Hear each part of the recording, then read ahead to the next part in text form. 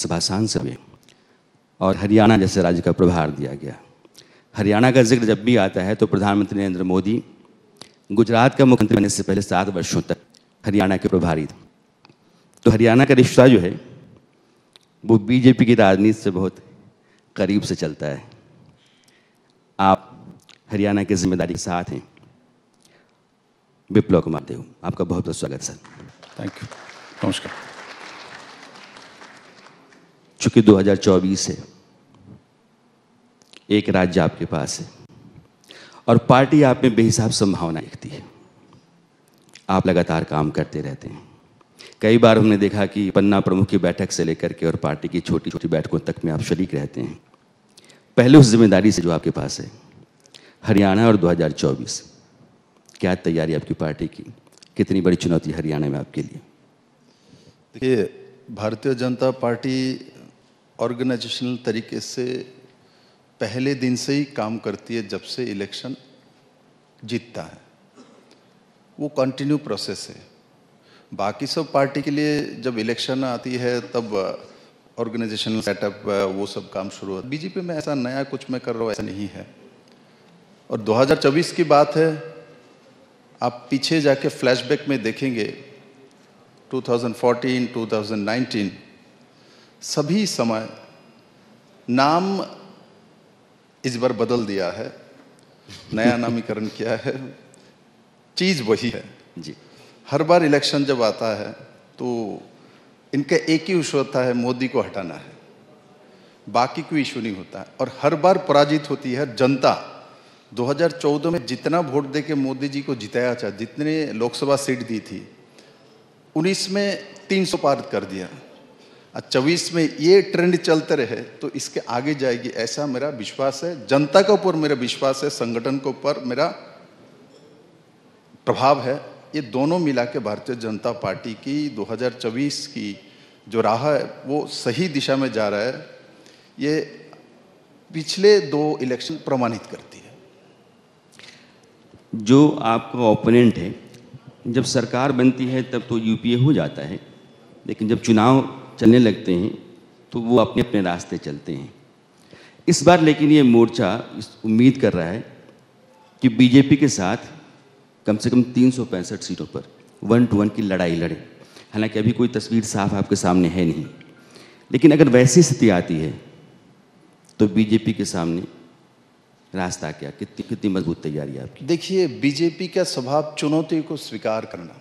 BJP 2 seat से लड़ाई करता है। जब अटल जी इलेक्शन हार जाते तब भी हम वहीं खड़ा रहते हैं। और नरेंद्र भाई मोदी ऐसा एक व्यक्तित्व है, चुनौती से लड़के आने वाला लीडरशिप है। इसलिए चुनौती तो नरेंद्र भाई मोदी के लिए एक, मैं कहता हूँ अपने तरीके से वो उसको स्वागत करते हैं जी।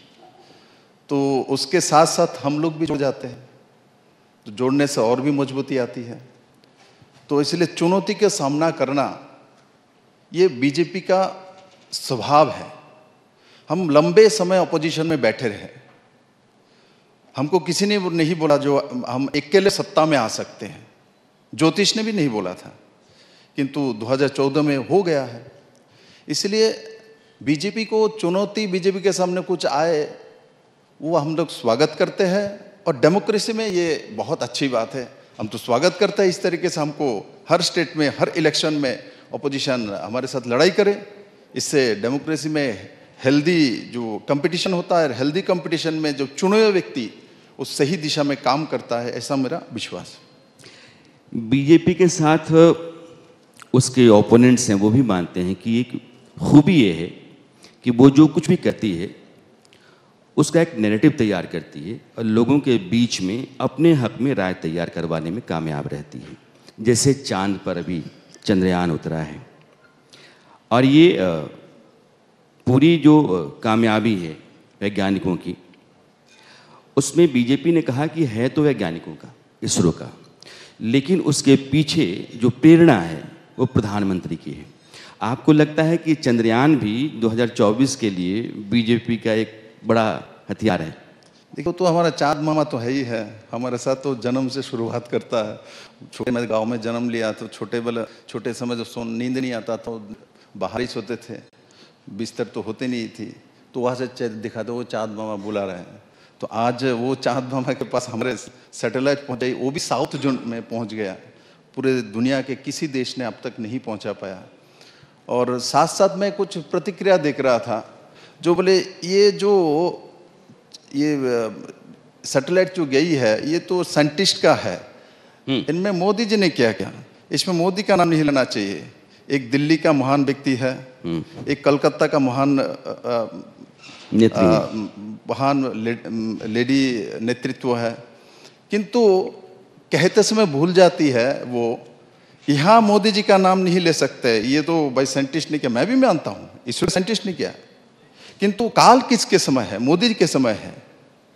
इसको बोलने ये नहीं बोल सकते। किंतु राकेश शर्मा ने वहां गया, इंदिरा जी ने पूछा वहां से चांद से भारत कैसा दिखता है, हिंदुस्तान हमारा, वो बोल रहा है इंदिरा का नाम।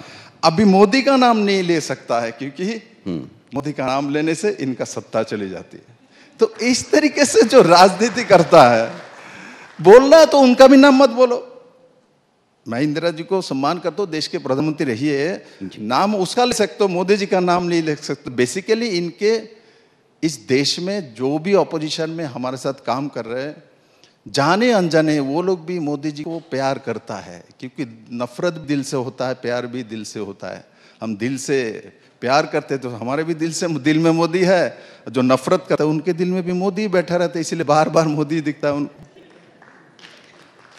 एक सवाल, जो आपकी पार्टी का कोई भी नेता हो, कुछ चीज़ें तय हैं कि इस पर तो हमला करना ही है, और जनता के बीच में ये मैसेज तो बार बार भेजना है कि ये परिवारवादी पार्टियां हैं, ये भ्रष्टाचारी पार्टियां हैं, और ये लोकतंत्र के लिए ठीक नहीं है, ये देश के लिए ठीक नहीं है। एक सवाल आपकी तरफ भी आता है, वो ये है कि बीजेपी एक ऐसी पार्टी है जिसमें अगर किसी पर आरोप हो, बीजेपी में आ जाए तो फिर धुल जाता है। देखिए, ये स्वाभाविक है, बहुत लोग बोलते हैं जो बीजेपी में आने के बाद क्या शुद्ध हो जाते हैं। पीछे में जाके इतिहास देखूंगा, ऐसा हुआ भी है। सब लोग शुद्ध आते हैं ऐसा मैं नहीं कहता हूं, किंतु बीजेपी एक धारा है जिसमें कोई आते निकल भी नहीं पाता। आज तक तो मैं नहीं देखा, इनके वहां कोई जाता है दोबारा बीजेपी में रिटर्न आ जाता है, किंतु बीजेपी में किसी ने दूसरे पार्टी छोड़ के आया, इक्का दुक्का छोड़ के सब लोग बीजेपी में समाहित हो जाते हैं। और इसमें बहुत कुछ मैं नहीं कहूंगा बोले गंगा जल है, किंतु इतना तो कहूंगा, यहाँ मोदी जी है, ये अमित शाह है, यहाँ आडवाणी जी भी है, यहाँ अटल बिहारी वाजपेयी भी रहे हैं। तो ऐसा व्यक्तित्व तो इस पार्टी के लीडरशिप में रहे, या श्यामा प्रसाद मुखर्जी है जिन्होंने राष्ट्र के लिए बलिदान दिया है। आज मैं गर्व करता हूँ 370 आर्टिकल 35 इस देश में आज नहीं है। तो ये सब बीजेपी में हो सकता है। तो जो लोग आर्टिकल 370 35 की एक समय पार्लियामेंट में तोड़ जोड़ सपोर्ट करते थे, ऐसा कांग्रेस के बहुत बड़ा लीडर है, वो भी इसमें चुप रहे। बोलता है मोदी जी और अमित भाई ने आर्टिकल 35 और 370 जो हटाया, जो भी वो कश्मीर का कंडीशन सही है। मैं नाम नहीं बताऊंगा, आपको पता है। नहीं, लेकिन जो लोग आपके विरोधी हैं वो ये कहते हैं कि आप महाराष्ट्र में चलिए, अजीत पवार आ गए, छगन भुजबल आ गए, प्रफुल्ल पटेल आ गए, बंगाल में मुकुल रॉय थे वो भी आ गए, तो ये सब आ जाते हैं तो सब ठीक हो जाता है, और जब ये चले जाते हैं तो फिर इनके खिलाफ जन एजेंसी लग जाती है। तो मैं तो बोलता हूँ जिनको दुख है ये आने से ठीक हो जाते हैं, इनको भी स्वागत, आप लोग भी आ जाइए। मैं आपके माध्यम से स्वागत करता हूँ, आ जाइए आप लोग। आप क्यों बैठे हैं? हम तो स्वागत कर लिए बैठे हैं। एक सवाल प्रधानमंत्री बार बार कहते हैं, और मुझे लगता है कि देश के लोगों के बीच में एक राय बन गई है कि वैसी पार्टियां जो परिवारों के जरिए चलती हैं वो भ्रष्टाचार का बहुत बड़ा जरिया है। आपकी पार्टी इस लाइन पर लगातार चलती रही। मैं निजी तौर पर आपकी राय जानना चाहता हूँ, क्योंकि आप पूर्वोत्तर से आते हैं और आप केंद्र की राजनीति में भी हैं, बंगाल से लेकर के महाराष्ट्र तक। क्या सचमुच आपकी नज़र में, मैं पार्टी की नज़र में, ये जितनी भी पार्टियां हैं जो परिवार के जरिए चलती रही हैं वो भ्रष्टाचार का बहुत बड़ा अड्डा है? देखिए, मैं किसी व्यक्ति विशेष में नहीं जाना चाहता हूं, मैं इसको पसंद नहीं करता। ऐसे इतिहास उठा के देखा जाए तो जब कोई व्यक्तिवादी व परिवारवादी पार्टी होती है वो एक जगह में सीमित रह जाता है, तो पूरे देश भर की चिंता भी नहीं करता, उनका एजेंडा भी नहीं होता इनके। तो जिस कारण से भारत फेडरल सिस्टम में बहुत बड़ा देश है जी, तो इसमें राष्ट्रवाद और एक सोच रख के चला है, एक मानसिकता रखे, ये बहुत जरूरी है। इसलिए मैं कोई कंट्रोवर्शियल विषय में नहीं जाऊंगा, वो अच्छा है बुरा है, किंतु मैं परिवार तो एक बड़े परिवार, हम लोग पूरे 140 करोड़ भारतवासी, एक परिवार एक देश है, वहां तक जाना चाहिए हमको। आपको बड़े दिशा में देखना चाहिए, बड़े नजर में देखना चाहिए। छोटे छोटे नजर में, छोटे छोटे पार्ट में जितना आप करोगे तो उतना ही कमजोर पड़ोगे। हमारे घर में मैंने देखा, मेरे माँ है जिसने जन्म दिया, तो हमारे 3 बहन है, मैं अकेला भाई हूँ, तो चारों को मिला के चलती है, एक साथ लेके चलते हैं। किंतु मेरे बहन को दायित्व देते, बड़ी वाली बहन है उनको दायित्व देते, पूरा परिवार नहीं, वो अपना कुछ चलते हैं। तो माँ के स्वभाव होना चाहिए राष्ट्र के नेताओं का, जो कि नरेंद्र मोदी जी के स्वभाव में वो दिखता है। लाल किला से इस बार उन्होंने संबोधन किया पूरे परिवार के लिए, पूरे देश को परिवार। तो बहुत लोगों को लगता है ये कैसे बोल दिया, पूरा देश कैसे परिवार हो सकता है, क्योंकि लोग मानते नहीं, पूरे देश को परिवार मानने के लिए तैयार नहीं, अपने परिवार। एक चीज और मैं आपसे जानना चाहूंगा, क्योंकि विप्लव देव का जब भी नाम आता है, पश्चिम त्रिपुरा में लेफ्ट के गढ़ को ध्वस्त करने और बीजेपी की सरकार को लाने में आप माना जाता है कि स्क्रिप्ट जो है ना आपने तैयार की, बड़ी भूमिका। त्रिपुरा में जो कुछ भी किया आपने, बंगाल में क्या बीजेपी के लिए वो हो सकता है आपके जरिए? क्योंकि आपकी पकड़ वहाँ भी उतनी ही है, आपकी लोकप्रियता वहाँ भी उतनी है, आप वहाँ भी वैसे ही समझते हैं जैसे आप त्रिपुरा को समझते हैं। देखिए, ये पार्टी का निर्णय है, पार्टी जैसे निर्णय करेगी उस हिसाब से विप्लव देव काम करता है। मैंने कभी सोचा भी नहीं था जो मुझे हरियाणा जैसे इतना सुंदर प्रदेश के प्रभारी बना दिया जाएगा। मुझे सपने में भी नहीं सोचा था प्रभारी बनाएगा। मैं सीएम के नाते काम किया, विधायक था, प्रदेश अध्यक्ष था, ठीक, ओके, दैट्स फाइन। किंतु नॉर्थ ईस्ट से उठा के मुझे सीधा के हरियाणा में प्रभारी बनाएगा, वो भी कुरुक्षेत्र भूमि का, पानीपत भूमि है, इतना हिस्टोरिकल भूमि है जो हमारे संस्कृति और कृष्टि के साथ जुड़ा हुआ है। और कार्तिक जी सामने बैठे हुए हैं, तो ये उन भूमि में इनका जन्म हुआ है। मैं उनकी पत्नी को भी बधाई देता हूँ, आपने बहू बन के उस भूमि में आए हैं। और मैं काम करता हूँ सचमुच, मैं कोई किसी को खुश करने के लिए नहीं बोलता, मेरा स्वभाव भी नहीं है, मैं बहुत स्ट्रेट फॉरवर्ड बोलता हूँ। मुझे हरियाणा में काम करने में अच्छा लगता है, हरियाणा के लोग मुझे प्यार भी करता है, मैं भी करता हूँ, मैं भी प्यार का भूखा हूँ, हरियाणा भी प्यार का भूखा है। प्यार जहाँ है, सम्मान जहाँ है, वहाँ बीजेपी है, विप्लव देव है। मैं आपको थोड़ा अलग नज़रिए से देखता हूँ।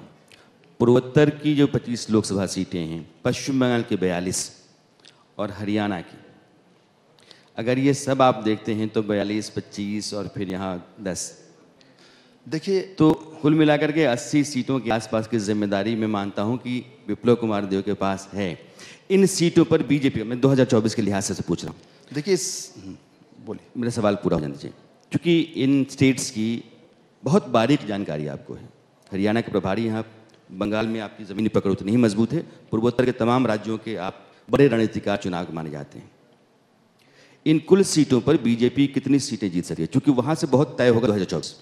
देखिए, सिर्फ बंगाल और हरियाणा व त्रिपुरा, नॉर्थ ईस्ट को लेके मत सोचिए। पूरे देश में मोदी के विकल्प नहीं है। मैं भारतीय जनता पार्टी के कार्यकर्ता इसलिए नहीं बोल रहा हूँ। आपने भी मुझे बोलते समय बोला ये लोग इकट्ठा होता है, मान के चलिए इस बार वो आपके कंपटीशन में आ जाए तो आपको भी संदेह है कंपटीशन में आ सकता है क्या नहीं। आप पत्रकार है, जर्नलिस्ट है, आपको भी विश्वास नहीं हो रहा। मैं तो बीजेपी वाला हूँ, हमारा काम मैं तो बोलूंगा ही, जब बीजेपी आएगा, मोदी आएगा, दूसरा कोई नहीं आएगा। विप्लव देव के मुंह से तो वही आएगा, किंतु आपके मुंह से आता है तो आपको लगता है कि महान व्यक्ति है।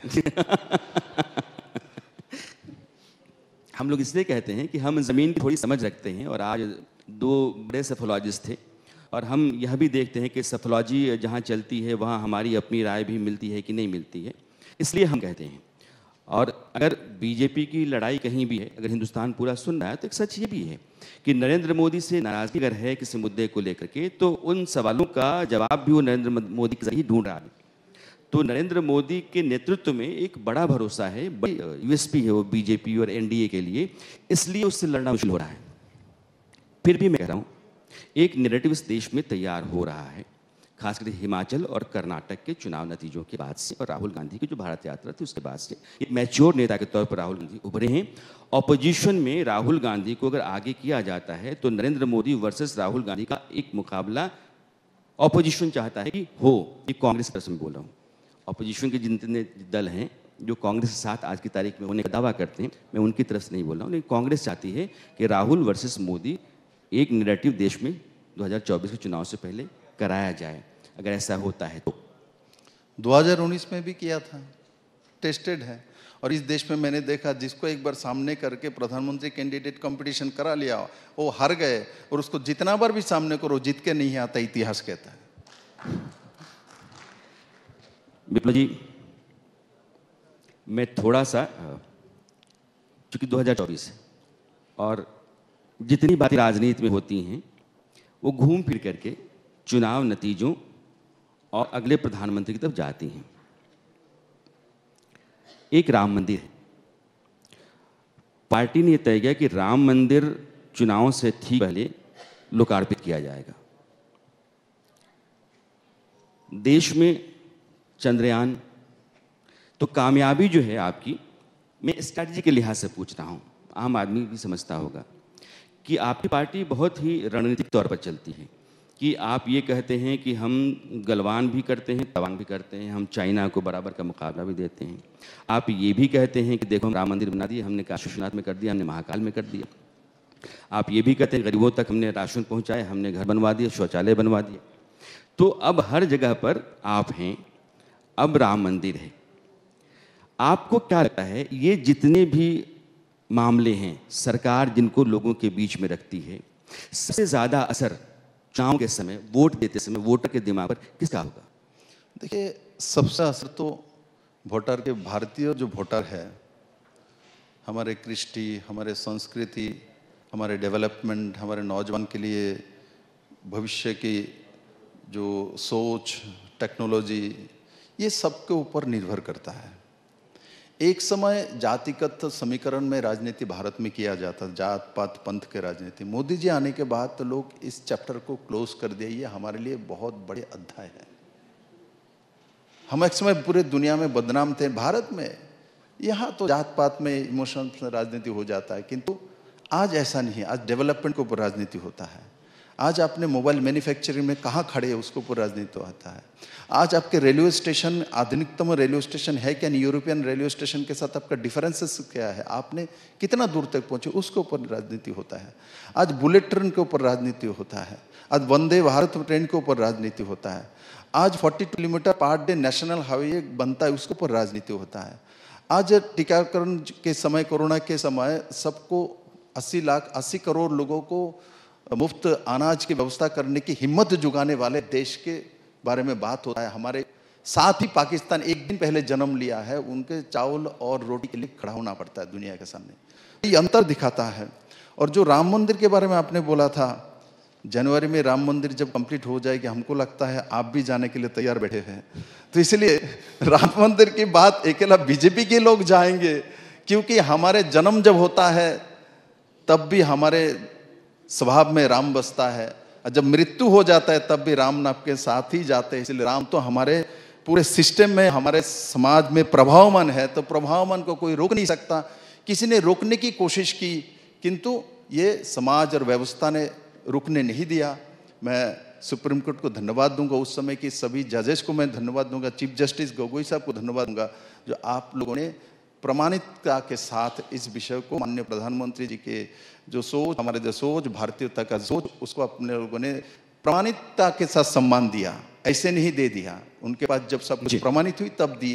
तो इसलिए 2024 जनवरी में राम मंदिर कंप्लीट होने के बाद पूजा देने के लिए मैं भी आऊँगा। मुझे लगता है यह सब जो बैठे हैं सब लोग भी जाएंगे, इसमें कोई दो राय नहीं है। जी, आप कुल मिलाकर के ये मानते हैं कि राम मंदिर भारतीय जनता पार्टी के 3 मूल संकल्पों में था, तो भारतीय जनता पार्टी उस देश के हिंदुओं की उपलब्धि है।